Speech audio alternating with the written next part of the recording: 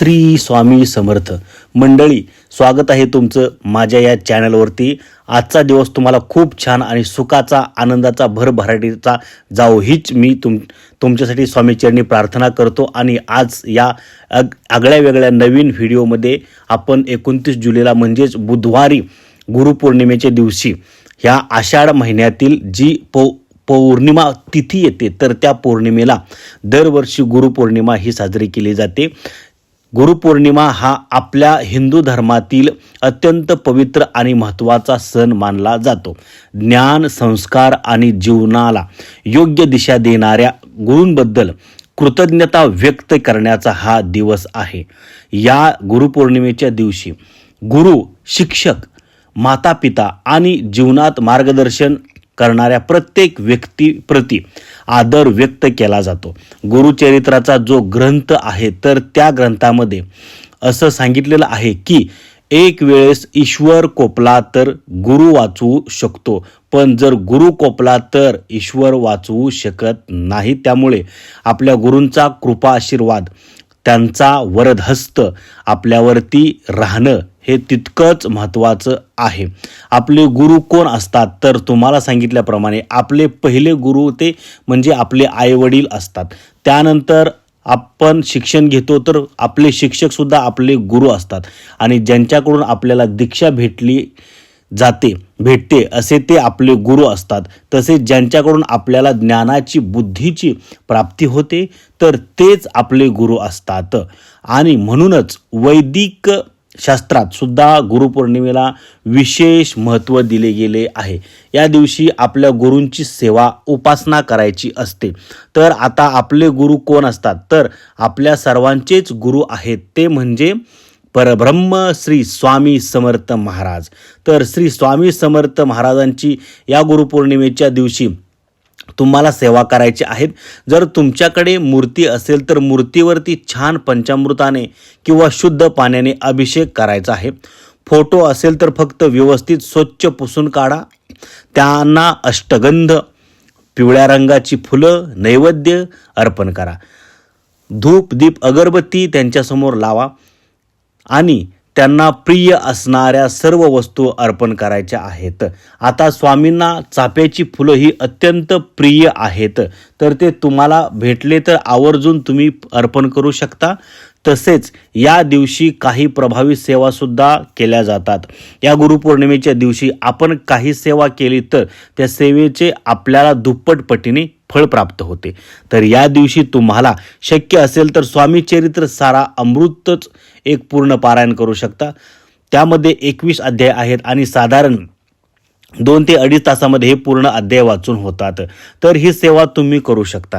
तसेच या दिवशी श्री स्वामी समर्थ या मंत्राचा 11 माळी जप करू शकता किंवा गुरुचरित्रातील 14वा अध्याय वाचू शकता।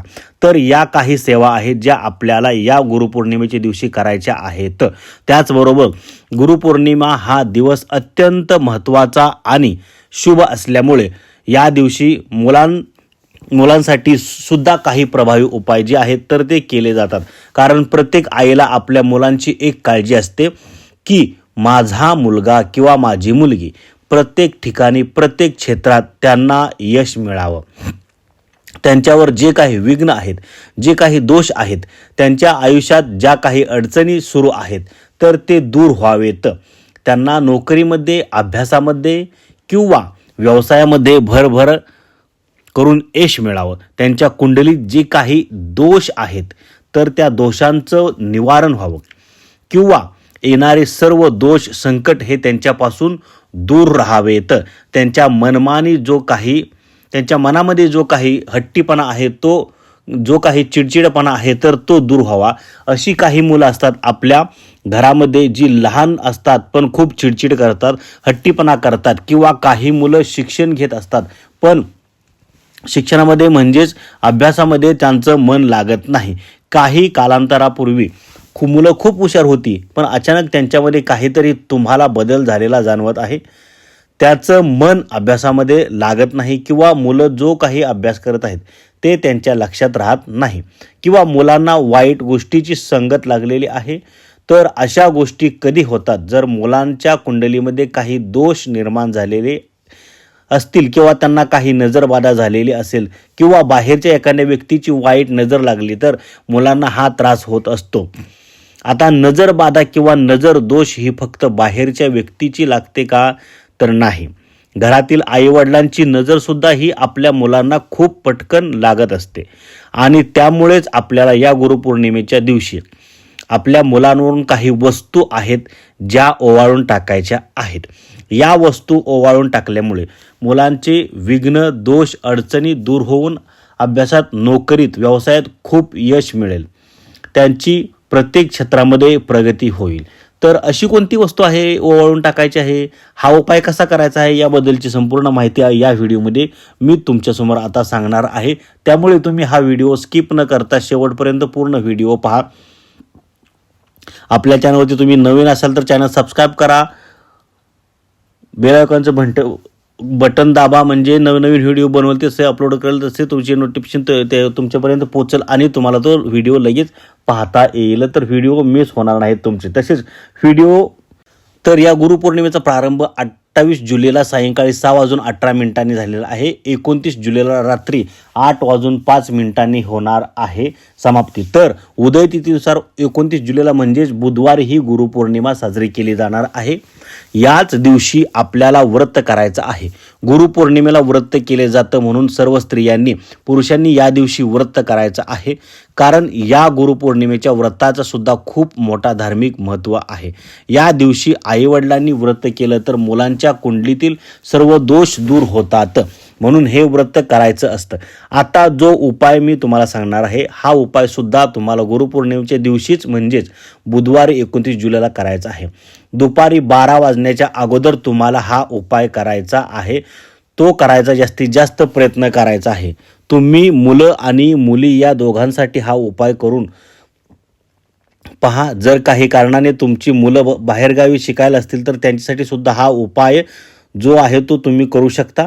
हा जो उपाय मी तुम्हाला सांगणार आहे तर हा आपल्या स्वामींच्या केंद्रामध्ये सांगितलेला उपाय आहे आणि तोच उपाय मी तुमच्यासोबत शेअर करणार आहे. त्यामुळे प्रत्येकाने न चुकता आपल्या मुलांच्या उज्ज्वल भविष्यासाठी, त्यांची प्रगती होण्यासाठी करायचा आहे हा उपाय. उपाय करण्यासाठी तुम्हाला सर्वात प्रथम थोडेसे तांदूळ घ्यायचे आहेत आणि हे तांदूळ शिजवलेले आहेत. त्याचा भात तयार करून घ्यायचा आहे.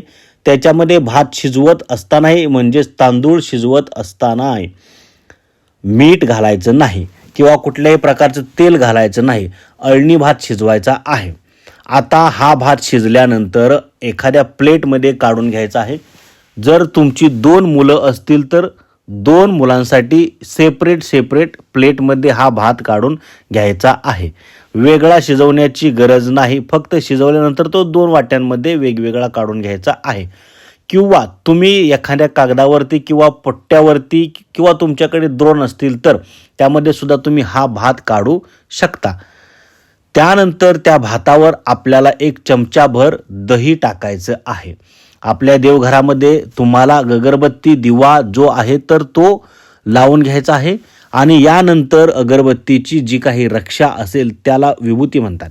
तर ती विभूती तुम्हाला त्या दहीवरून अगदी थोडीशी चिमूटभर टाकायची आहे, म्हणजे दह्यावर चिमूटभर टाकायची आहे.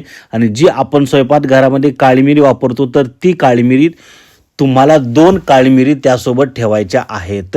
जी लाल मिरची असते तर ती 1 अख्खी लाल मिरची देठासहित तुम्हाला त्या भातावर खोचून ठेवायची आहे. 2 मुलं असतील तर 2-2 वाट्या तुम्हाला अशा तयार करायच्या आहेत. वाटीमध्ये भात घ्यायचा आहे, त्यावरून थोडंसं दही टाकायचं आहे. त्यानंतर त्यावर तुम्हाला अगरबत्तीची विभूती म्हणजे रक्षा टाकायची आहे आणि 2 काळी मिरी ठेवायची आहेत, त्याच्यामध्ये खावायचे आहेत. त्यावर तुम्हाला 1 मिरची जी आहे तर ती लाल मिरची ती तुम्हाला त्याच्यावर खोचून ठेवायची आहे. त्यानंतर बघा काय, आता आपल्याला देवघरासमोरच मुलांना एखाद्या पाटावर किंवा अगरबत्ती आसनावरती बसवायचं आहे. डायरेक्ट जमिनीवरती बसवू नका. बसवल्यानंतर मुलांचा चेहरा पूर्वीकडे आणि तुमचा चेहरा पश्चिमेकडे येईल अशा पद्धतीने मुलांना बसवायचं आहे. चुकून सुद्धा मुलांचं तोंड हे दक्षिण दिशेला करायचं नाही. त्यानंतर काय करायचं तर आता भाताची वाटी तयार केलेली आहे तर ती भाताची वाटी तुम्हाला तुमच्या मुलांच्या डोक्यावरून खाली पायाकडे ओवाळून घ्यायची आहेत आणि 7 वेळा हे भाताची वाटी ओवाळून घ्यायची आहे. त्यानंतर ओवाळत असताना तुम्हाला म्हणायचं आहे, माझ्या मुलांना जी कुणाची नजर लागलेली असेल, आल्याची गेल्याची बाहेरल्याची घरातल्यांची ज्यांची कोणाची नजर लागलेली आहे तर ती निघून जाऊ दे. त्याचबरोबर मुलांची प्रत्येक क्षेत्रामध्ये प्रगती होऊ दे. त्यांच्यावर असणाऱ्या सर्व संकट अडचणींना निवारण होऊ दे, असा मनामध्ये एक सकारात्मक भाव ठेवायचा आहे. आणि त्यानंतर हा उपाय करत असताना आपल्याला कोणाशीही बोलायचं नाही. भात उतरवून झाला की तो घराच्या बाहेर घेऊन जायचा आहे आणि एखाद्या मोठ्या झाडाखाली तो तुम्हाला पेपरवरती टाकून द्यायचा आहे. म्हणजे तिथे असणारे पक्षी, कीटक येऊन तो भात खाऊन जातात. जर तुमची बाल्कनी असेल तर टेरेस असेल तर तिथे सुद्धा तुम्ही हा भात टाकू शकता. अशा ठिकाणी टाका की जिथे येऊन पशुपक्षी जे आहेत तर तो भात खातील. यानंतर घरी यायचं आहे. आपली स्वच्छ हातपाय धुवून जी काही नित्य काम आहेत ती करायची आहेत. तर अशा पद्धतीने हा छोटासा एक उपाय प्रत्येक आईने आपल्या मुलांसाठी आवर्जून करायचा आहे. जर तुमची मुलं बाहेरगावी शिकायला असतील तर मुलांचा फोटो असेल तर फोटोवरून तुम्हाला अशा पद्धतीने हा भाताचा उतारा जो आहे तो करायचा आहे. तसेच जर तुम्ही गुरुपौर्णिमेपासून पुढल्या प्रत्येक पौर्णिमेला हा जो उपाय आहे तर तो करू शकत का? कारण अमावस्या आणि पौर्णिमा या 2 अशा तिथी आहेत. या दिवशी आपण मुलांची नजरदोष, नजरबाधा दूर करण्यासाठी जे काही उपाय करतो तर ते फलदायी ठरतात. हा उपाय केल्याने मुलांना जी काही नजरबाधा झालेली असेल, जो काही नजरदोष झालेला असेल तर त्या त्रासातून मुलांची सुटका होते आणि त्यांची प्रत्येक क्षेत्रामध्ये प्रगती होते. तर अशा पद्धतीने तुम्ही तुमच्या मुलांसाठी आणि मुलींसाठी हा उपाय जो आहे तो करू शकता. आता अगदी लहान मुलं असतील तर त्यांच्यासाठी करू नका. 6 महिन्याच्या वरती जे मुलं असतात तर त्यांच्यासाठी हा उपाय जो आहे तो नक्की तुम्हाला करायचा आहे. अगदी तुमची मुलं कितीही मोठी असली तरीसुद्धा त्यांच्यासाठी तुम्ही हा उपाय करू शकता. त्याचबरोबर या दिवशी मुलांना आईवडिलांचा पाया पडायला सुद्धा लावायचा आहे. त्यांच्या शाळेत जाऊन त्यांच्याकडे एखादं फूल द्यायचं आहे. त्यांचे जे शिक्षक आहेत तर त्यांना ते फूल द्यायला लावायचं आहे. कारण या दिवशी गुरूंचा आदर केला जातो. आई वडील सुद्धा आपले गुरु असतात आणि जे शिक्षण देतात म्हणजे शिक्षक सुद्धा आपले त्याचे गुरु असतात. म्हणून त्यांना एक काहीतरी कृतज्ञता व्यक्त करण्यासाठी फूल जे आहे तर ते प्रत्येक आई वडिलांनी आपल्या मुलांकडे द्यायचं आहे आणि त्यांना सांगायचं आहे की तुमच्या शिक्षकांना हे फूल तुम्ही द्या आणि त्यांच्या पायासुद्धा पडायला तुम्हाला सांगायचं आहे. कारण हा जो दिवस आहे ना तो खूप महत्त्वाचा दिवस आहे.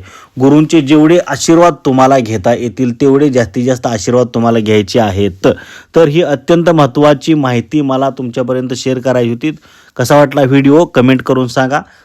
आणि अशाच पद्धतीचे व्हिडिओ जाणून घेण्यासाठी तुम्ही आपल्या चॅनलला सबस्क्राईब करा, बेल आयकॉनची घंटी दाबा, जेणेकरून व्हिडिओ बनवल्या लगेच तुम्हाला त्याची नोटिफिकेशन मिळेल आणि तुम्ही तो व्हिडिओ तुम्ही पाहू शकता. तुमच्याकडून तो व्हिडिओ मिस होणार नाही.